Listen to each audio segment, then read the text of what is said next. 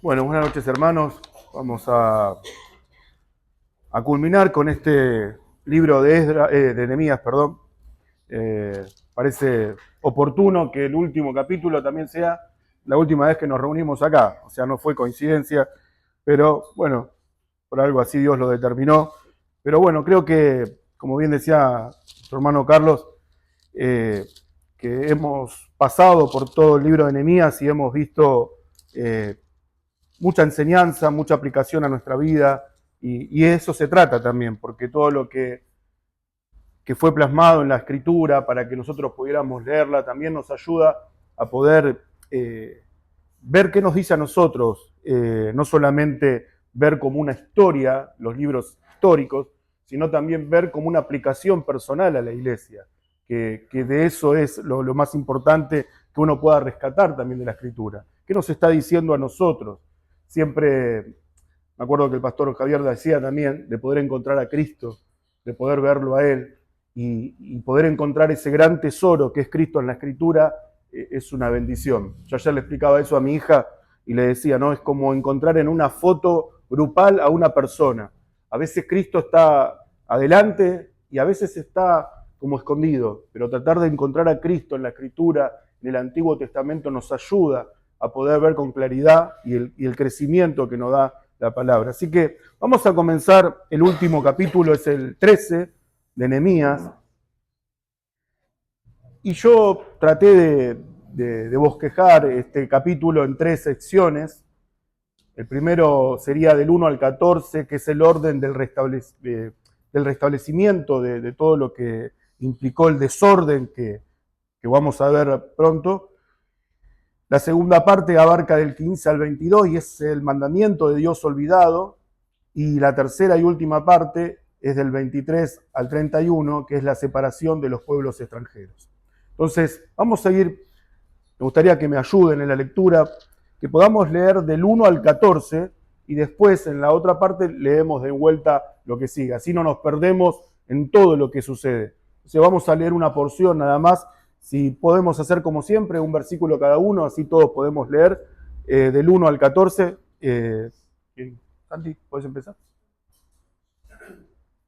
El día se leyó en el libro de Moisés, oyéndolo el pueblo, y fue allá escrito en él que los amonitas y moabitas no debían entrar jamás en la congregación de Dios, por cuanto no salieron a recibir a los hijos de Israel con pan y agua, sino que dieron dinero a Balaam para que les maldijera.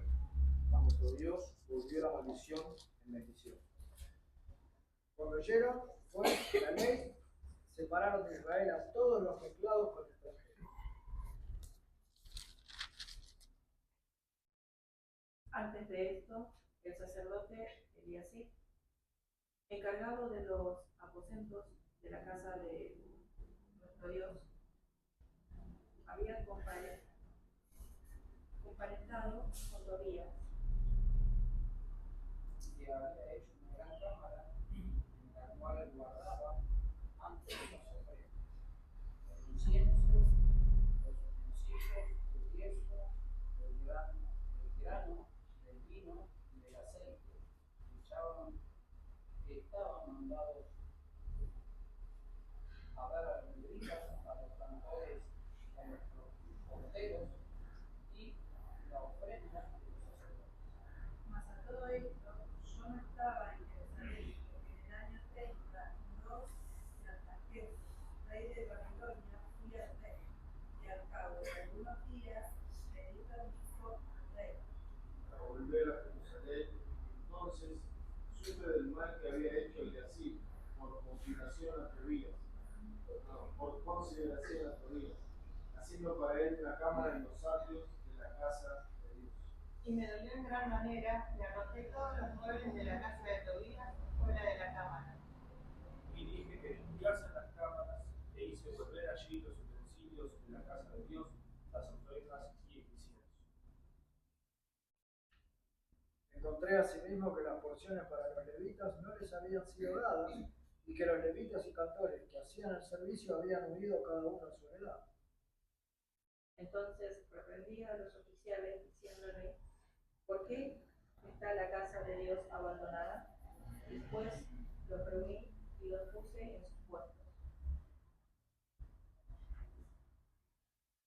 Todo Judá trajo el diezmo del grano, del vino, del aceite a los almacenes.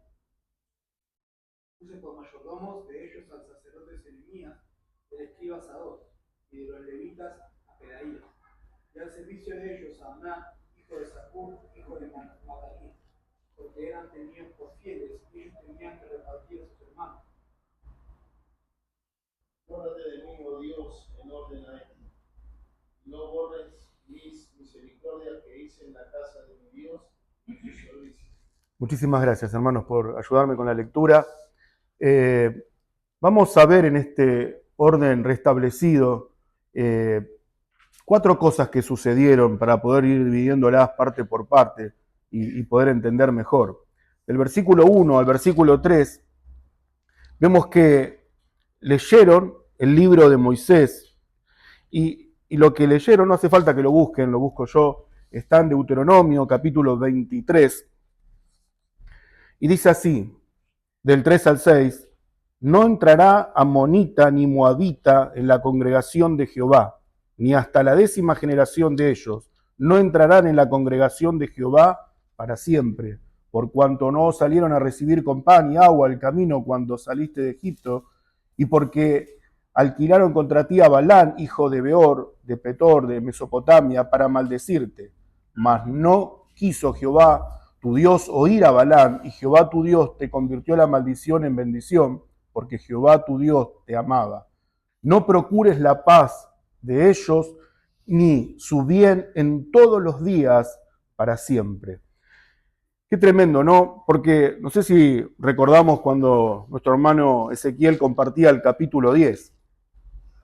Todos los que se comprometieron y todo el amor que había en ese pacto que habían establecido, vamos a ir viendo en todo este capítulo que todo lo que se propusieron y juraron ante Dios poder hacer, nada hicieron. Nada de lo que se habían comprometido en ese pacto cumplieron, o por lo menos a medida que fue pasando el tiempo, como bien leíamos que Nehemías se ausentó por un tiempo, pero cuando regresó vio un desastre. Por eso Nehemías vuelve a restablecer el orden de lo que se estaba desordenando, de lo que se había perdido. Y vemos eso en el capítulo 1, en el versículo 1 al versículo 3, vemos que lo primero que hace es poder quitar a los moabitas que se habían unidos y habían entrado en la congregación de los santos. Eso era lo que veían como una aberración a Dios, el poder decir, si Dios había dicho de que los moabitas no podían entrar en la congregación, ¿por qué ellos habían entrado y habían dado lugar a los moabitas a entrar? Entonces, no se trata, como habíamos escuchado hace un tiempo, no se trata de un tema de nación, no se trata de un tema étnico, sino se trata de un tema espiritual, de por qué los moabitas no tendrían que entrar en la congregación. Entonces, uno puede ver que la importancia que Dios le da a la congregación en su pureza, en su santidad, en la luz, en no contaminarse. Eso es lo que Dios ve y determina de que no tenía que suceder. Los moabitas, si entraban en la congregación de los santos, iba a suceder estas cosas. Se iba a perder la pureza, se iba a perder la santidad, se iba a perder la luz, que Dios había determinado que eso se cuidara. Entonces, uno puede ver la diferencia que hay en la congregación de Israel a la congregación de los santos en este aspecto. Cuando una persona entra a la iglesia, uno no sabe, obvio que no es moabita, pero no sabemos si es del Señor, no sabemos si tiene buenas intenciones, no sabemos si realmente Dios lo ha llamado o lo va a llamar, no es visible. Los moabitas eran visibles, entonces por eso no se le permitía el poder entrar. En cuanto a la iglesia, uno no sabe eso. El que es un pecador, una persona impenitente, no podemos, somos una iglesia imperfecta y no podemos ver con claridad quién es del Señor y quién no es del Señor. Pero sí, lo que sí podemos y debemos hacer es mantener lo que Dios quiso que se mantenga: la pureza, la santidad, la luz, el compromiso, el mantenerse fuera del mundo, que el mundo no entre dentro de la iglesia. Eso sucede a menudo hoy, hermanos. Muchas iglesias, el mundo entra a la iglesia y se observan actividades que no tienen nada que ver con la iglesia, que no tienen nada que ver con lo que Dios estableció. El mundo entra dentro de la iglesia. Y eso es lo que uno jamás, sé que es la tarea de los pastores, pero también es la tarea de cada uno de nosotros, de no permitir que el mundo entre dentro de la iglesia, porque es algo que Dios aborrece. No podemos permitir que eso pase. Y siempre la palabra es la regla infalible, como dice nuestra confesión, la que nos determina qué es lo que está bien y qué es lo que está mal, qué se permite y qué no se permite. Y por nuestra fe entendemos que cuando Dios hace silencio con algo, no significa que nosotros podemos hacer. Si Dios hace silencio en algo, nosotros tenemos que hacer silencio también. O sea que lo que Dios estableció y dejó en claro, eso es lo que tenemos que hacer. Si Dios no habla sobre un tema, no hagamos nuestras interpretaciones. Lo que debemos hacer es lo que Dios interpreta. Y eso fue lo que estableció primero Nehemías. Lo primero que dijo es: volvamos a la palabra. La palabra, la ley fue expuesta, como leímos, y lo primero que hicieron es sacar a los moabitas de la congregación. Fue lo primero que determinó. Pero también está el segundo orden restablecido. Y vemos lo que sucedió acá. Es algo tremendo, ¿no? Eliasib no era un simple sacerdote. Era un sacerdote que tenía a cargo un lugar donde se guardaban las porciones de aceite, de vino, de trigo y los alimentos y todo lo que es el incienso para establecer el culto y para que los levitas y los sacerdotes no tendrían que trabajar como la ley lo había dicho. Cuando Dios separa la tierra, los levitas no tuvieron heredad, los levitas no tuvieron una tierra. Entonces Dios dijo que todas las demás tribus, ¿qué tenían que hacer? Ayudar a los levitas en esa necesidad que tenían. O sea que el pueblo tenía que mantener a los levitas. Era el compromiso por ley y por pacto que tenían que cumplir. Ahora, Eliasib, ¿qué fue lo que hizo? Como el pueblo no ofrendaba, como el pueblo no daba para la mantención de los levitas, le alquiló una piecita dentro del templo. Así, en pocas palabras, le alquiló una piecita. Dijo: vení, Tobías, había algo de parentesco. Aparentemente una hija de uno de ellos se casó con el hijo de alguno de ellos, y lo que hizo fue meter adentro del templo a una persona que primeramente no era de Dios, no era del Señor. Y no solamente que lo introdujo en el templo, sino que también le alquiló una casita o una piecita dentro. O sea, uno lo ve como algo pareciera gracioso en la historia, pero fue algo abominable para Dios. El poder usar algo santo con un beneficio profano. Ese es el sentido de lo que hizo. El templo para los judíos era lo más santo que para ellos tenían. Era algo santo. ¿Y quién era este Tobías? Quiero que me acompañes ahí en Nehemías, pero en el capítulo 2. Nehemías capítulo 2, versículo 10 y 19. Si alguno lo tiene ahí, me puede ayudar con la lectura. Nehemías capítulo 2, 10 y también el 19.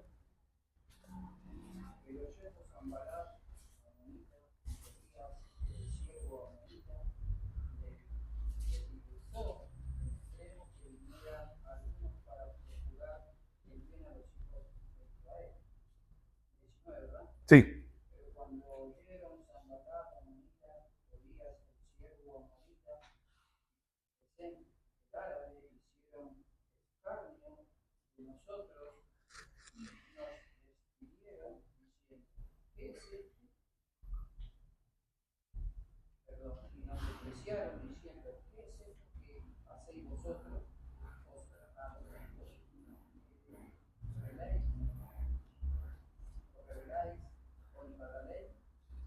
Bien, qué personaje este Tobías, ¿no? No era alguien amigo del pueblo. ¿Quién era? Un enemigo de la nación.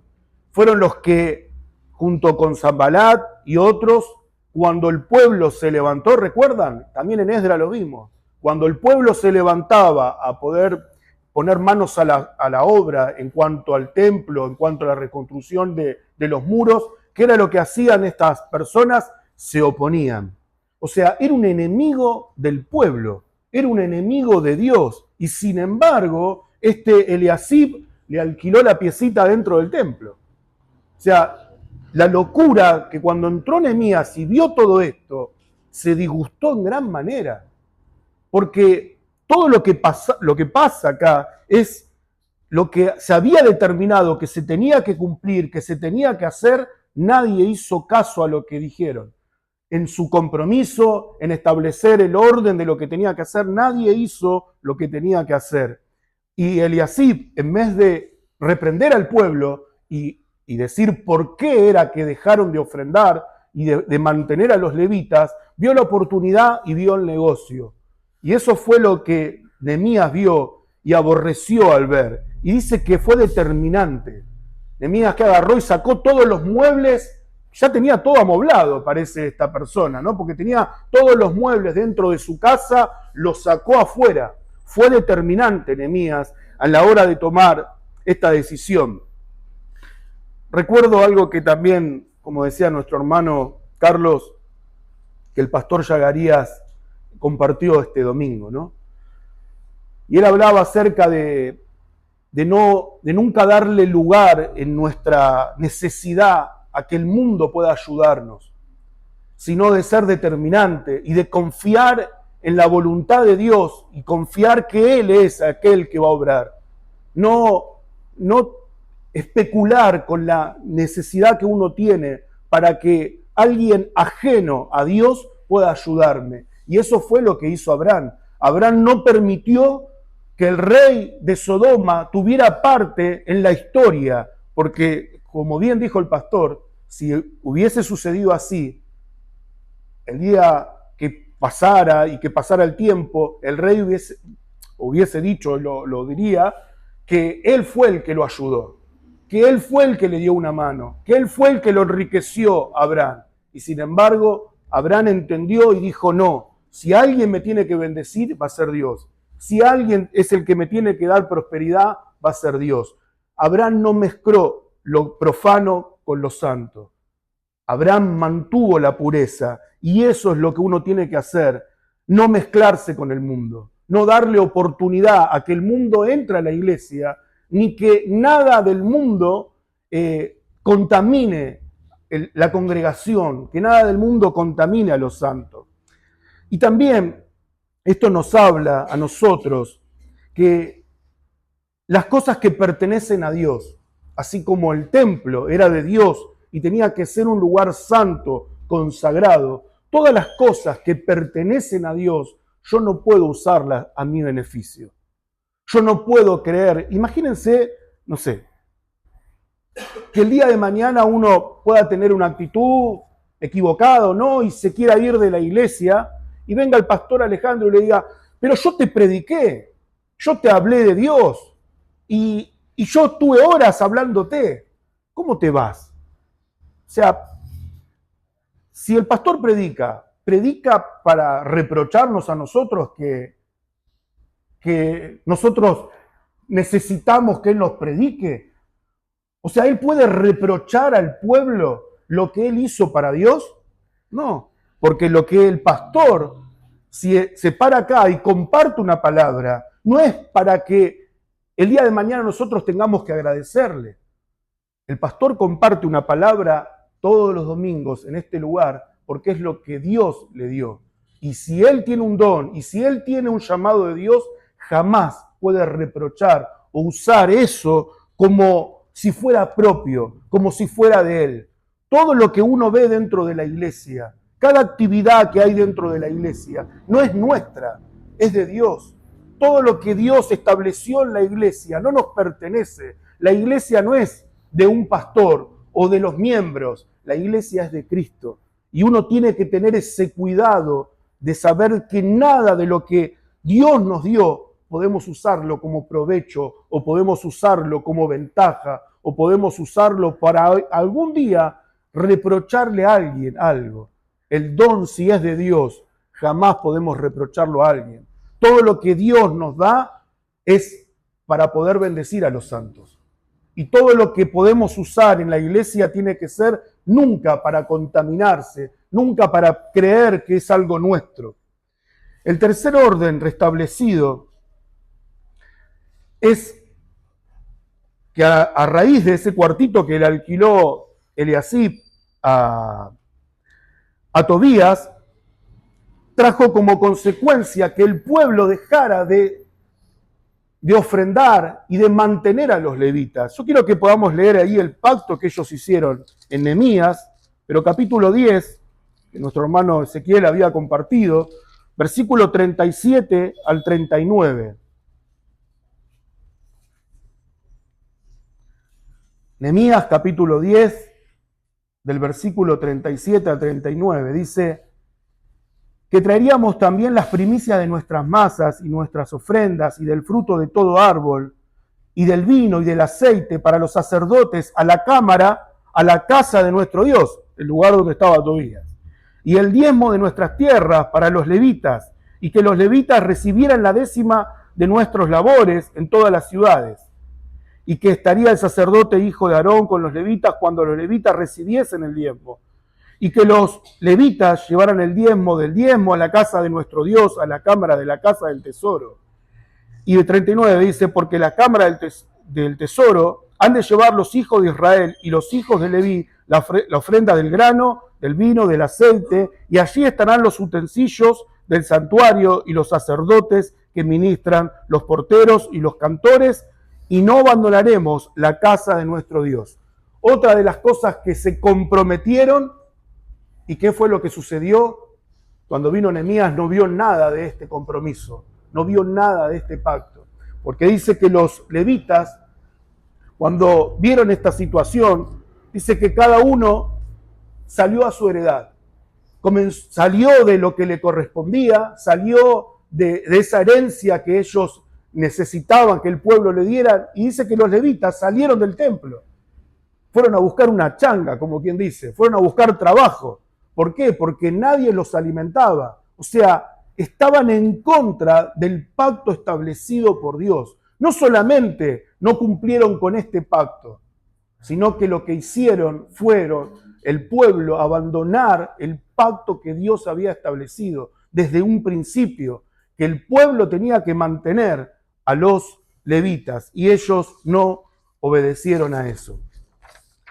Nehemías fue determinante y dice que él puso personas fieles a cargo de esto. Cuando vio que sacó todo del pueblo, sacó todas las cosas que el pueblo no estaba ofrendando, sacó de la casa de Dios los muebles de este Tobías, dice que comenzó a ordenar y a poner hombres fieles para que pudieran recibir de nuevo esas ofrendas, ese vino, ese aceite que representaba el sustento del pueblo. Eso fue lo que necesitaba Nehemías, perdón, no el pueblo, sino de los levitas. En el versículo 14, ese acuérdate de mí lo vamos a ver en 3 porciones de este capítulo. Pero ese acuérdate de mí, Nehemías no lo está haciendo de forma de reclamo a Dios o de un reproche, sino que Nehemías lo que hace es confiar en Dios, en sus promesas y en el cumplimiento del pacto. Nehemías, al poder cumplir con lo que el pueblo no cumplió, de poder establecer el orden, de ordenar lo que se había desordenado, de pedirle al pueblo que vuelva a ofrendar, que vuelva a mantener a los levitas, el sacar a los moabitas del lugar. Él dijo, acuérdate de mí, Dios, porque él cumplió con la voluntad de Dios. Y al cumplir con la voluntad de Dios, el pacto, el antiguo pacto, era si obrabas bien, Dios te iba a bendecir. Eso fue lo que Nehemías no es que reclama, sino que ora a Dios en el sentido de decir, Dios, acuérdate de mí. que yo cumplí con tu palabra, que yo cumplí con lo que realmente me comprometí a hacer, que fue ordenar todo lo que se había desordenado. Nehemías tomó eso. Todo lo establecido por Dios es perfecto y el orden establecido para el funcionamiento de la iglesia también lo es. Cuando la iglesia funciona es cuando se sujeta al orden establecido por Cristo. Cristo es el legislador de la iglesia. Él les estableció las leyes dentro de la iglesia y así debemos cumplirlas. Así como el pueblo cumplía y tenía que cumplir con las leyes del antiguo pacto para que el templo y el funcionamiento religioso, y no solamente religioso, sino civil, y en todos los aspectos de la vida, tenían que cumplir con lo que Dios había establecido. En la iglesia también hay leyes que uno debe cumplir. Imagínense que un día nuestros pastores digan, no vamos a hacer más la cena del Señor. ¿Eso sería algo bueno para nosotros? No. ¿Y quién estableció la cena del Señor? Cristo. Entonces, Cristo, si estableció la cena del Señor, el deber de los pastores es, tenemos que servir la cena, tenemos que celebrar la cena del Señor. Imagínense que digamos, no se bautiza más nadie. ¿Por qué? Si Dios estableció que debían bautizarse. Entonces, todo lo establecido por Dios dentro de la iglesia tiene un orden y debe cumplirse en ese orden. Cualquier cosa que no se cumpla en ese orden, uno tiene la libertad como hijos de Dios y como miembro de la iglesia de decir, no, hay algo que acá no está funcionando. Hay algo que acá no se está cumpliendo a las órdenes establecidas por Dios. Y debemos cuidar las órdenes y las leyes que Cristo estableció para la iglesia, para el buen funcionamiento. No quiere decir que la iglesia sea perfecta, no quiere decir que nunca haya problemas, pero el orden establecido por Dios es nuestro deber cumplirlo y hacerlo cumplir, aún con los hermanos.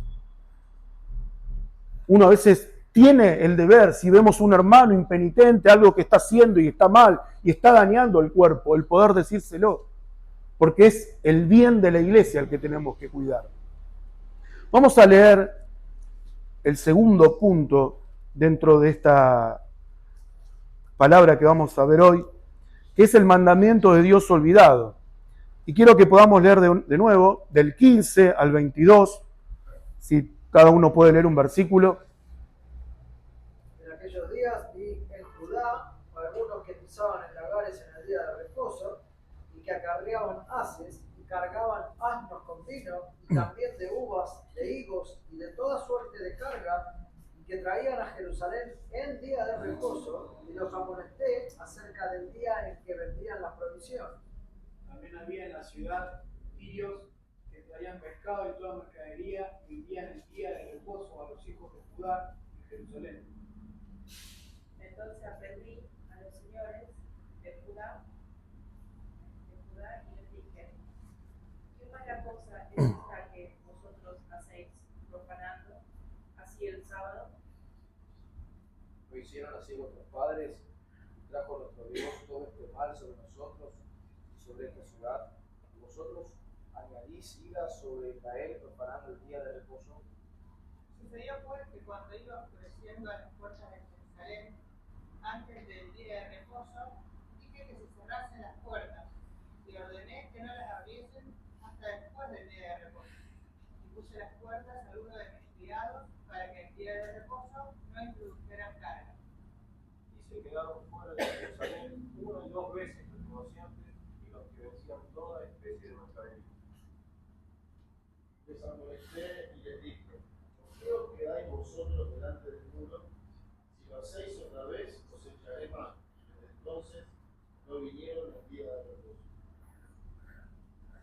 Y dije a los levitas que se santificasen y viniesen a guardar las puertas para santificar el día de reposo. Bien por esto, acuérdate de mí, Dios mío, y perdóname según la riqueza de tu misericordia. Gracias, hermanos. Ahí podemos ver que Nehemías cuando volvió, no se sabe mucho el tiempo, pero cuando volvió a Jerusalén y encontró todas estas cosas, una de las cosas que también encontró fue la falta en este mandamiento. Y qué importante es poder entenderlo bien este asunto, ¿no? Porque el pueblo se olvidó del día de reposo, pero para mejorar su situación económica.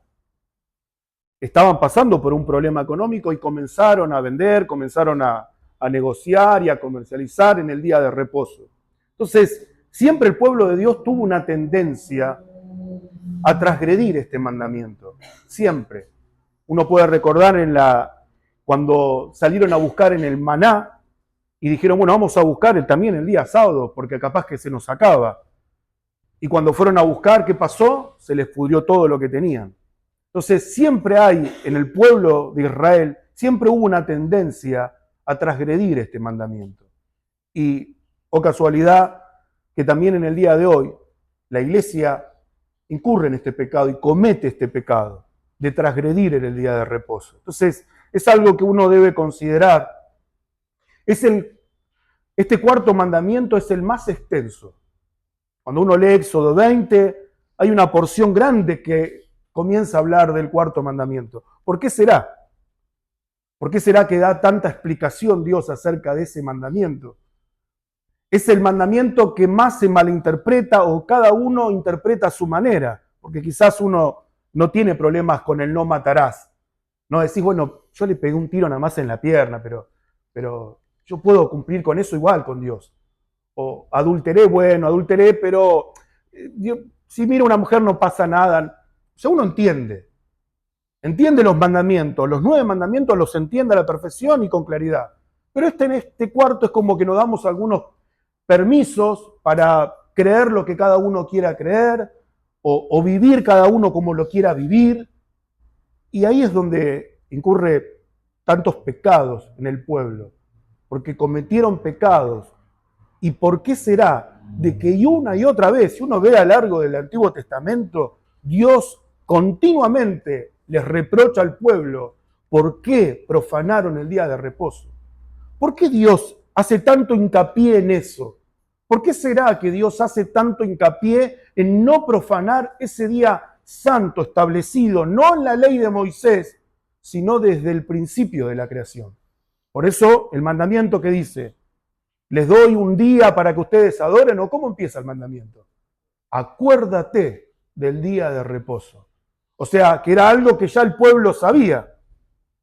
Entonces, uno ve en esto, y hay algo que a mí me interesa, y quiero que podamos leer lo que es en Isaías, capítulo 58, que da una explicación precisa y que uno pueda entender acerca de este mandamiento. Isaías 58, versículo 13 y 14.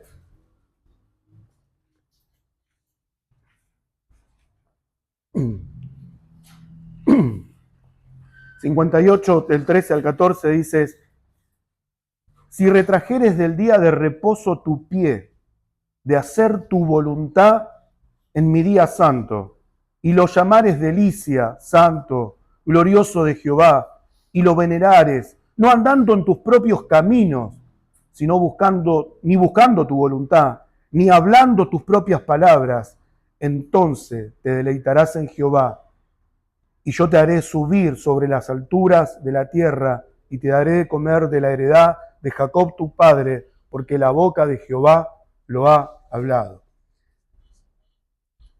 Tanto para entender y para poder escudriñar acerca de este pasaje. Pero habla, ¿no? Si retrajeres de hacer tu voluntad, si retrajeres tu pie de hacer tu propio camino.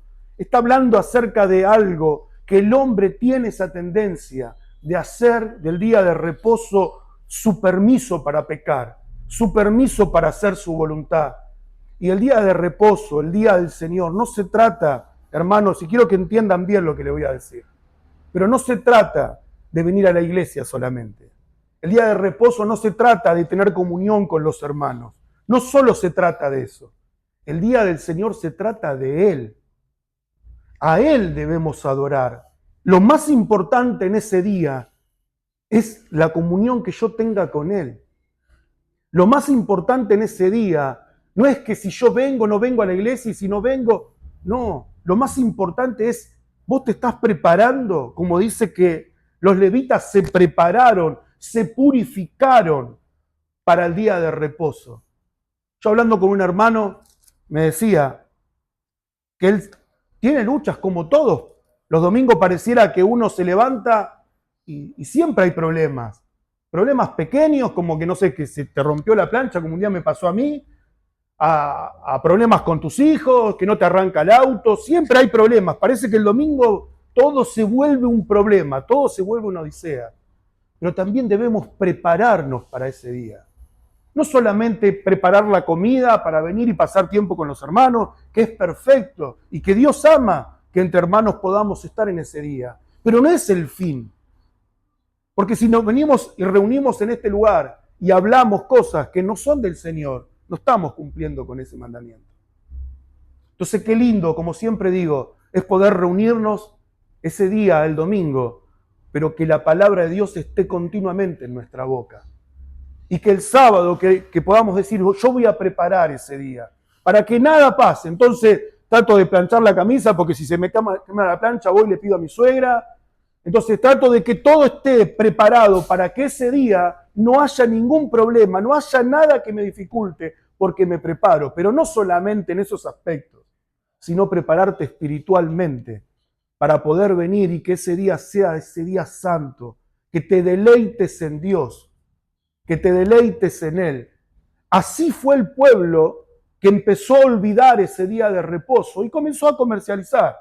Como no le estaba yendo bien, fueron a buscar la solución en el problema, porque la solución era venerar, adorar al Señor en ese día tan santo, y lo que ellos hicieron es, no, vamos a ocuparnos de poder vender, de poder comercializar en el día que Dios le había dicho que no.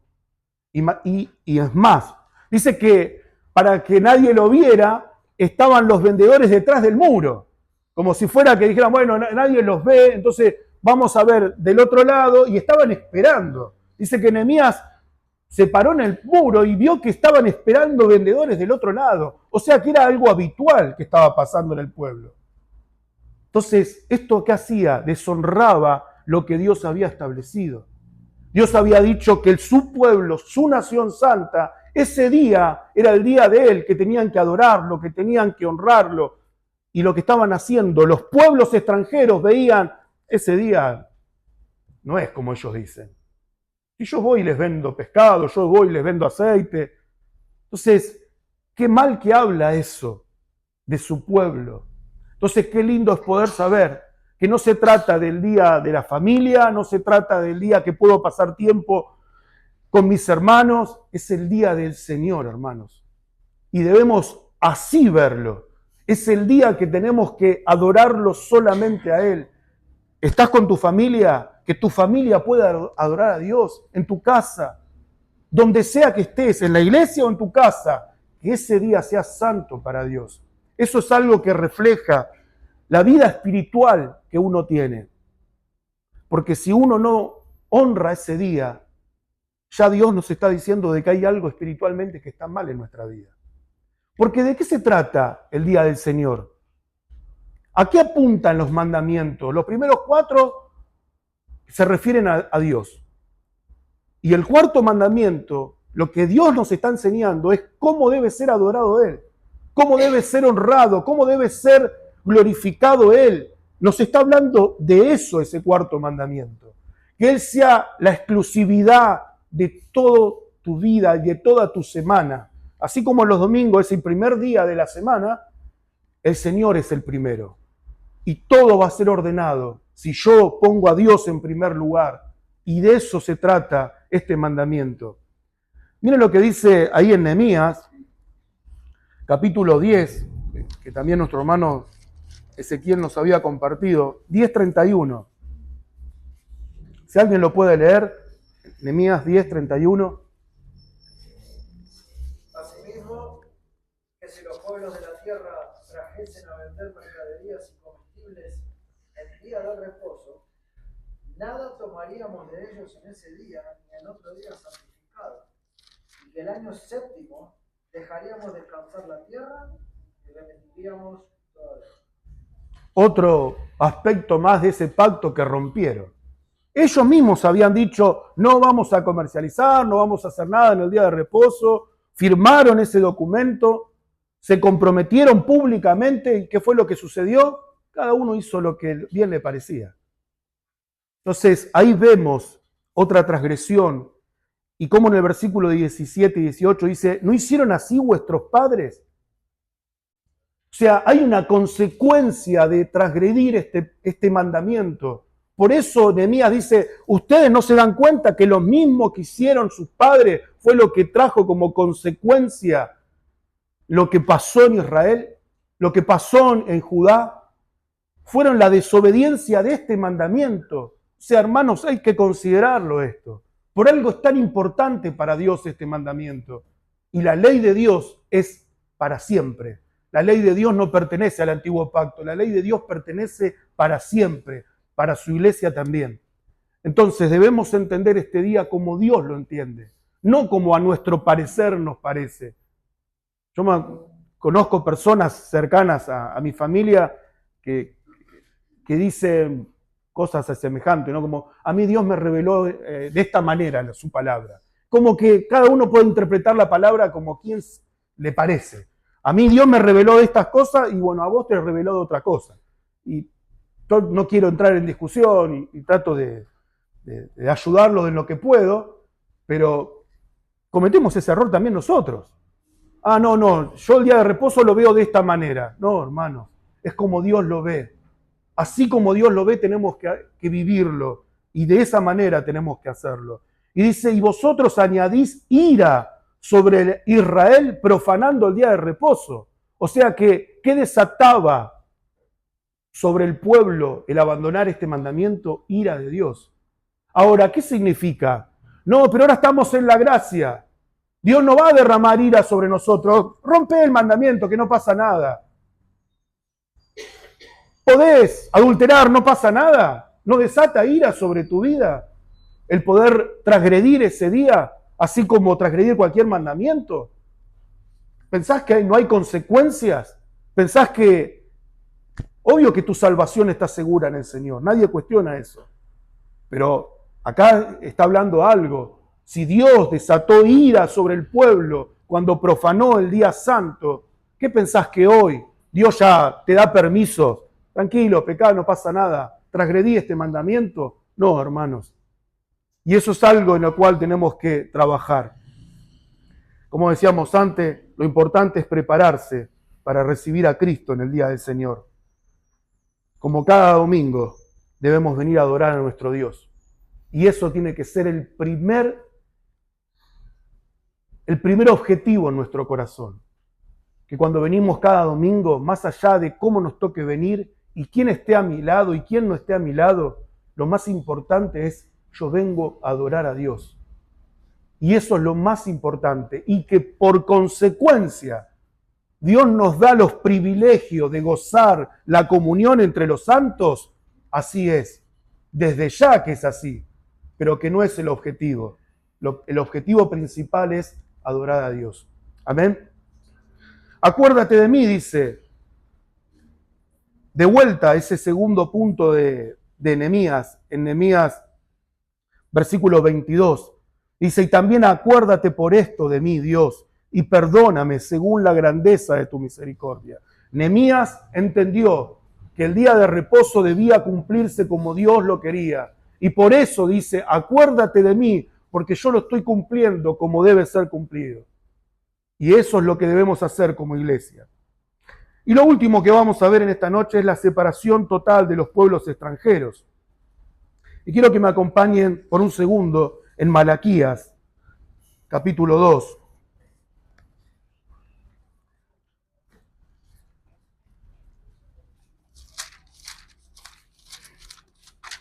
Malaquías, capítulo 2, versículo 14 y al 16.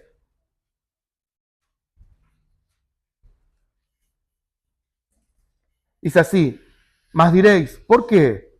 ¿Por qué Jehová ha atestiguado entre ti la mujer de tu juventud, contra la cual has sido desleal, siendo ella tu compañera y la mujer de tu pacto? ¿No hizo él uno habiendo en la abundancia de espíritu. ¿Y por qué uno? Porque buscaba una descendencia para Dios. Guardaos, pues, en vuestro espíritu, y no seas desleal para con la mujer de vuestra juventud, porque Jehová, Dios de Israel, ha dicho que él aborrece el repudio, y al que cubre de iniquidad su vestido, dijo Jehová de los ejércitos, guardaos, pues, en vuestro espíritu, y no seas desleal. Hay algo que pasó y que se vuelve a repetir, que el pueblo parecía que necesita a alguien que le esté continuamente ordenando y diciéndole las cosas que tiene que hacer. El pueblo, al no estar Nehemías, no se sabe qué pasó con Esdras, pero algo sucedió que en algún tiempo el pueblo habrá quedado solo, y es como los chicos en la escuela, ¿no? Cuando se va el maestro dice, pórtense bien un segundo, me voy, y cuando vuelve el maestro encuentra todo hecho un lío. Bueno, algo así. Cuando se fue Nehemías y probablemente no estaba Esdras, el pueblo hizo desastre. Como vimos en todos estos pecados que cometió el pueblo, pero vimos cómo el pueblo necesita continuamente que Dios le dé orden. Y una de las cosas que estaba haciendo el pueblo era volver a lo que se habían comprometido que no iban a hacer. Volver a pecar en ese aspecto, en abandonar la mujer de su juventud, abandonar la mujer en la cual Dios le había dado para que fuera su compañera. Muchos se separaron y comenzaron a buscar esposas, y no en la nación, sino en pueblos extranjeros. Peor aún todavía. Entonces, Nehemías tomó una determinación tremenda. Quiero que podamos leer del 23 al 31 y ver cómo Nehemías ya ahí se sacó. Nehemías, vamos a ver cómo termina. Ya se cansó de todo lo que vio. Versículo 23 al 31. Vi asimismo en aquellos días a judíos que habían tomado mujeres de Asdod, amonitas y moabitas. Y la mitad de sus hijos hablaban la lengua de Asdod, porque no sabían hablar judaico, sino que hablaban conforme a la lengua de cada pueblo.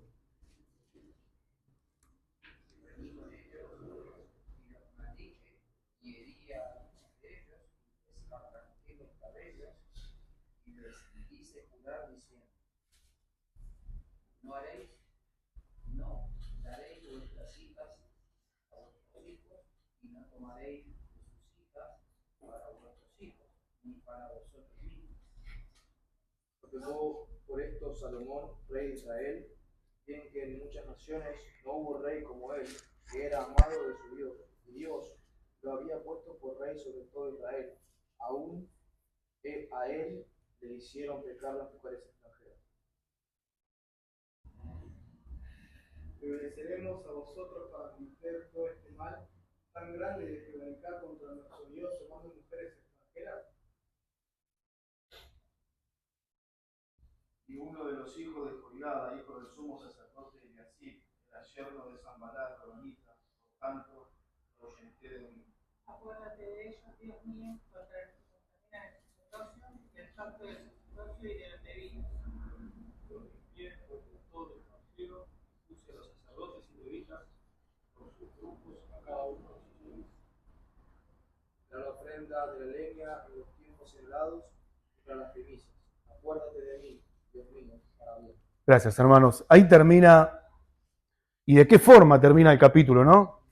Qué tremendo el poder ver la diferencia en cómo se manejaron. En el versículo 24 habla de que no hablaban la lengua judaica. ¿Y qué problema traía como consecuencia esto? Que ellos no podían escuchar ni entender la ley de Dios.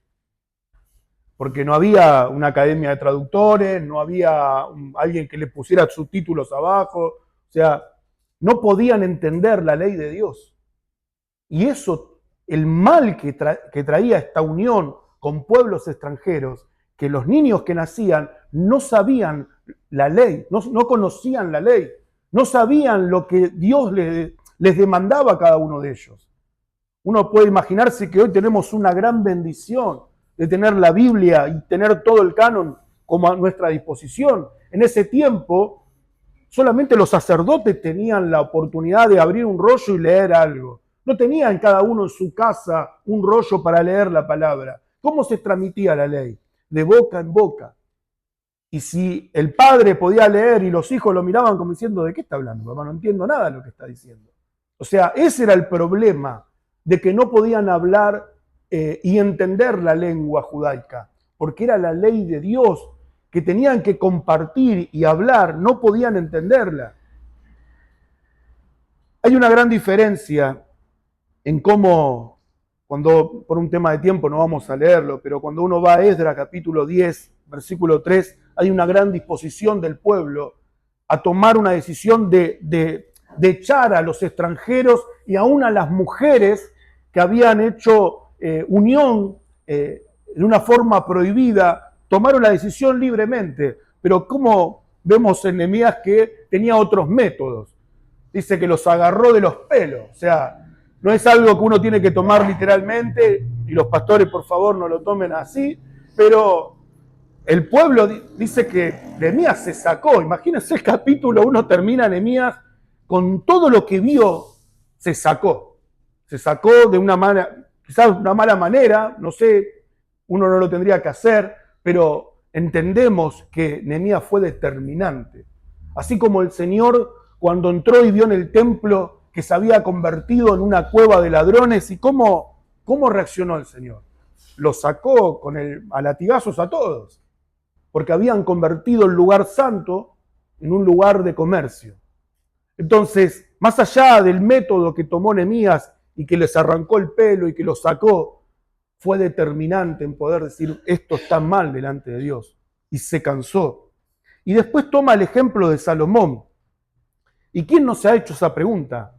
¿Qué será de la vida de Salomón? ¿Nos vamos a encontrar con él en el cielo? ¿No lo vamos a encontrar? ¿Se perdió? ¿Se salvó?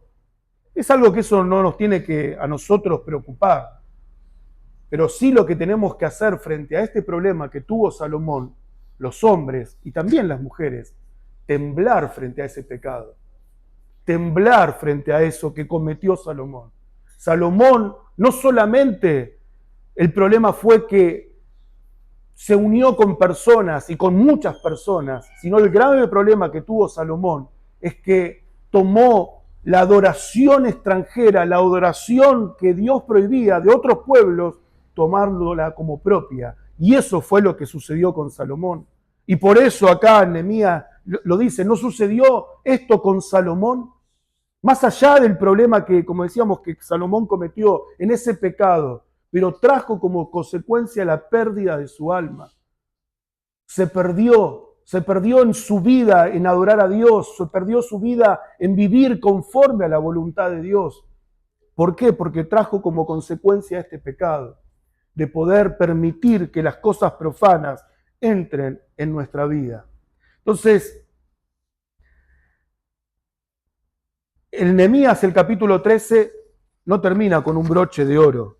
Uno ve que parecía que la reforma que Nehemías y Esdras iba a traer perfección al pueblo, no la trajo. Y uno ve que ese problema no era la reforma, sino que el problema era el pueblo. El pueblo era el problema, no era la reforma. Y hoy en la iglesia, nunca vamos a ver una iglesia perfecta. Nunca vamos a ver una iglesia sin pecados, sin problemas. Y a pesar de que como iglesia siempre tenemos que reformarnos y tenemos que volver a la palabra de Dios y tenemos que buscar la palabra de Dios, la iglesia perfecta solamente está en el cielo.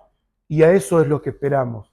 A eso es lo que buscamos. Pero no por eso debemos ser condescendientes con el pecado y tomar esos atributos que este pueblo tomó y que abandonó su compromiso. El otro día hablábamos con un hermano que a mí me quedó marcado. En la iglesia de Benjamin Kitch, lo he dicho en una oportunidad, cuando llegaba el momento de la cena, ellos sacaban su pacto de membresía, y en el pacto de membresía, entre otras cosas, cuando hablaba de su compromiso con el hermano, leían eso en el momento de la cena. Entonces, cuando estaban preparándose para ese momento, uno tenía que mirar a su hermano y leer a su hermano ese compromiso de amor y ese compromiso que había hecho en su tiempo con el hermano y ponerlo siempre presente en memoria de que eso era, y justo lo que dijo el pastor Yagarías, del cuerpo asimilar, de asimilar el cuerpo de Cristo. No solamente el cuerpo en el pan, sino la iglesia misma. Y me venía a memoria eso, de lo importante que es poder siempre tener ese orden dentro de la iglesia y buscar que el orden en la iglesia sea algo en lo cual uno tiene que ser, no como Nehemías, que se voló la paloma y que arrancó a los pelos a todo el mundo, pero sí el poder ser determinante y decir, Dios, yo quiero que mi iglesia, donde yo vivo, donde es mi casa, ser determinante en mantener la pureza, la santidad, la transparencia, y que eso sea algo que nos marque como iglesia. Amén. Oramos y terminamos. Padre amado, te damos gracias por lo que hemos aprendido en todo este maravilloso libro de Nehemías. Entendemos, Señor, que todo lo que ha pasado, Señor, es un reflejo de una decadencia espiritual, de una decadencia de no mirarte a ti, Señor. Y sabemos que uno no está lejos de eso. Por eso, Señor, queremos cada día nuestro compromiso, Señor, sea contigo, Señor. Que la iglesia que tú nos llamaste a ser parte, Señor, es algo santo, algo puro. Que tu luz es la que brilla constantemente en medio nuestro. Y que mantener esa pureza, esa santidad dentro de la iglesia es el deber de cada uno de nosotros. Señor, entendiendo que la iglesia perfecta está en los cielos, donde esperamos algún día estar, sabemos que esa es la perfección, pero no nos quita la responsabilidad y el compromiso, Señor, que en este mundo imperfecto, en esta vida imperfecta, en mantener nuestra vida santa, piadosa y un compromiso firme, Señor, delante de ti. Porque el compromiso que este pueblo había firmado, ese pacto que había firmado, tan pronto pasó el tiempo, lo rompieron, Señor. Que nuestro corazón, Señor, siempre se mantenga firme, Señor. En no romper nuestro compromiso, nuestra lealtad, no solamente y primeramente hacia ti, sino también hacia la iglesia en la cual tú nos llamaste, Señor. Gracias, Señor, porque tú nos llamas constantemente a la palabra, porque tu palabra es la que trae orden a nuestras vidas y que sea tu palabra la que siempre traiga orden a la iglesia, Señor. Te rogamos, te suplicamos que esa verdad y que esa realidad esté en nosotros y comprometemos nuestra vida a que eso se cumpla. En el precioso nombre de Jesús te damos gracias. Amén y amén.